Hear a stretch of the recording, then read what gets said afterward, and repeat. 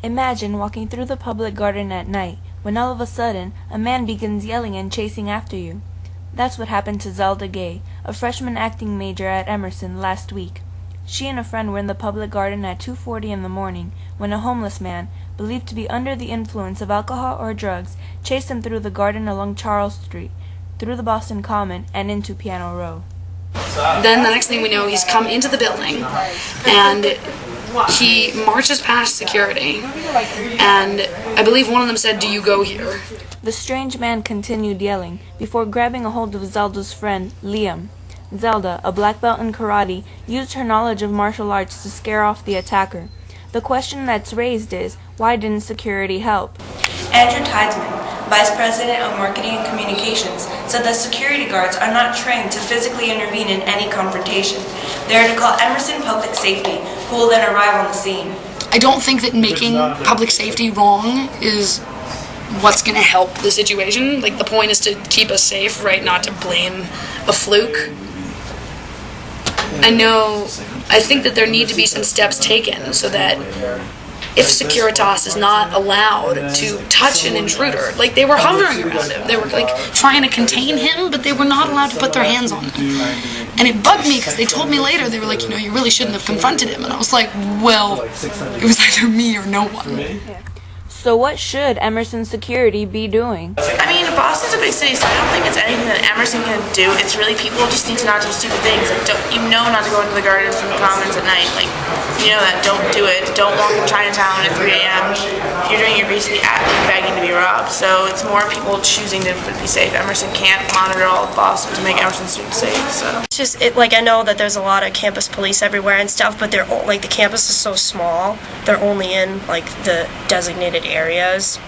So even with those emails that we got sent out about how those people got attacked and stuff, it was in the common, so technically the campus police don't even need to be there because that's not part of the school, so it's kind of scary.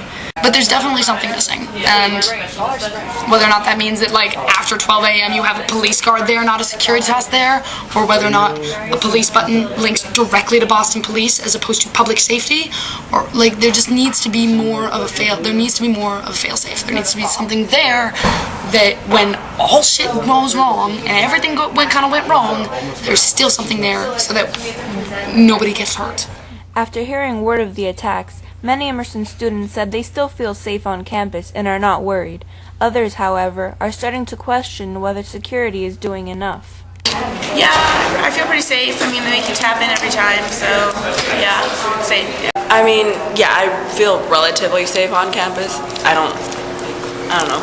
I don't think the campus itself, this block, I think it's fine, but the surroundings they're kind of scary, walking back past midnight or something. I do tend to be okay, gotta walk faster now. I feel safe on campus. Emerson really does a great job of making sure nobody that shouldn't be in the dorm rooms is. Yeah, and not only that, this is a city, and there are a lot of people looking out for the Emerson community, not just the public safety, but people in general, and that's a good thing to know.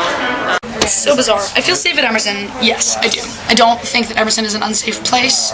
I think it was a single incident where something unsafe happened. But it does make you question if some random lunatic off the street came in with a gun. I mean, total, edge of the spectrum, ridiculous thing that could happen. What could really be done? And it almost looks like nothing. Emerson Police Department Chief George Noonan advises all students that if you have to walk outside at night, walk with a buddy or with a large group. Stay in well-lit areas and avoid taking shortcuts. But remember, to avoid situations from happening to you, stay out of the parks at night. From Emerson College, this is Jeannie Rodriguez.